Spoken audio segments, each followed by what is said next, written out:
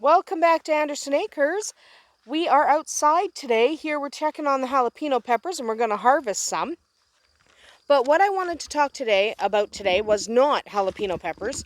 Just happens to be that I'm going to be out here harvesting a few. But what I wanted to talk about today was selecting the size of your starter plants. Okay, when you are picking up your plants at the nursery, you will have multiple sizes. So most plants are available in multiple sizes, anywhere from 1 inch to a foot wide in a container. Okay, so the containers will be like 1 inch to a foot wide. Depends on what kind of plant and how big they are when you get them, how big they're going to be when they mature, stuff like that. So some plants will even come as bare root or burlapped. They don't come in containers because they are bare root or burlapped. But that's okay too. Okay, 3 nice jalapenos. I've got more to pull. Hi, Jake. Jake's nuts. We're just going to deal with Jake. Anyway, so what kind of sizes should you buy? Because a lot of times you'll go to buy a plant and it'll have multiple sizes available. Okay? So you'll have 2, 3, maybe even up to 6 different sizes available for that same plant. That's pretty normal. So larger plants tend to be older and more expensive than their smaller counterparts. Okay, let's just go over here and look at my beans. Standard perennials, you're going to want to go small. Okay, these are beans, by the way. These are purple beans. They should mature shortly. We got peas maturing over here. Just fantastic. We only have a few pea plants because I didn't have very many pea seeds left for the fall. Anyway, so larger plants tend to be older and more expensive than their smaller counterparts. So for standard perennials, so not shrubs or trees, but for your standard perennials, you're probably going to want to kind of go with the smaller ones because they tend to close their size gap really, really quickly. Okay? Cats. Cats. Cats in the garden. There's cats in the garden. Oh my God, there's cats in the garden. Don't dig up my peas. Oh my God, you're such a bad cat. Jake, get out of there. Rah, Jake, rah. Smash you with a camera. Get out of there. Oh my God, no, you're digging up my peas. Get out of the garden. Oh my God, you guys are terrible garden helpers. No cats helping in the garden. Oh my God. Anyway, that was helpful. So, with your standard perennials, so not your trees or shrubs, the plants will typically close the size gap pretty quick, especially if, let's say it's May or June and you're planting some perennials, and that's excellent. Those perennials, if you live where I live, we get very cold winters, so they all go dormant. Okay, they all go dormant in the wintertime. Plants. So they all go dormant in the wintertime, which is totally normal, and then they regrow in the spring. So by the time spring comes around, frog, they're going to be the same size anyway. So with standard perennials, tequila, with standard perennials, you're probably going to want to go with the smaller size just because it just makes more sense. You'll save a little bit of money. They're going to end up the same size fairly quickly anyway, so you don't need to spend the extra money on a larger, more expensive perennial. However, with shrubs and trees, it's different. Yes, shrubs and trees are perennials, but they actually are completely different when it comes to how quickly they close the size gap.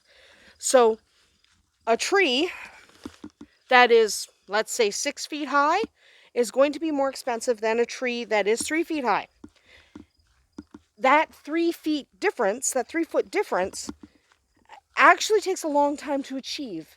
So when you're talking about getting a shrub or a tree, generally you want to get the biggest you can afford, okay? Because, and that you can transport, because you can't obviously transport the huge ones if you don't have a vehicle big enough.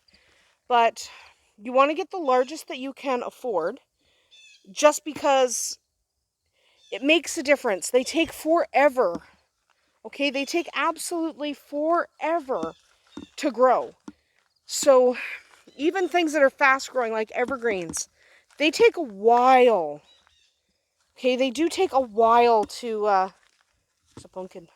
There's a pumpkin. There was another pumpkin here, but something ate it. There was another pumpkin here, but my son stepped on it when it was a baby. So I only have one pumpkin left. Hopefully nothing eats it. Bad animals. I think it was our own goat. So I can complain all I like, but I think it was our goat. So, anyway, so shrubs and trees, you do want to spend a little bit more and get the biggest size you can, because it matters. Okay, you'll have better success if you get a more mature tree. Obviously, you generally can't bring a full-size tree home just because transportation issues. So you could hire a company to deliver it, and that's fine. But usually, usually we simply can't. Okay, usually we do have to get a slightly smaller tree and let it grow. That's just the way it is. So, that's what you want. Annuals are a different story altogether. So, I know I just said buying bigger is better. Annuals, you want to buy the smallest one you can. You don't want to buy annuals in full bloom unless you absolutely want things that are blooming right now, because they'll also die faster, right? Because annuals tend to bloom and die. They might bloom till the first frost, some of them, but some of them bloom and then they're done. So with annuals, generally you want to buy a smaller plant that is not blooming yet or just starting to bloom. There's a clearing in there that we're going to put a bunch of stuff. It's going to be fun. But we got to clear all this brush out first. Doesn't matter. But, yeah. So, with annuals, you do want to go smaller. You'll just have a little better success. You'll have a little better longevity with the majority of annuals. So, do kind of go for the smaller size. One, you'll save money. Two, they'll last longer through the season. So you'll get to enjoy them longer instead of them blooming and dying, because a lot of annuals, do that. Some annuals will just keep blooming. So our snapdragons, for example, you can buy those in full bloom because they kind of just keep blooming, but a lot of annuals don't. A lot of annuals are very much one and done. You know, they bloomed, now they're going to dry up and go to seed. That's just the way annuals are a lot of the times.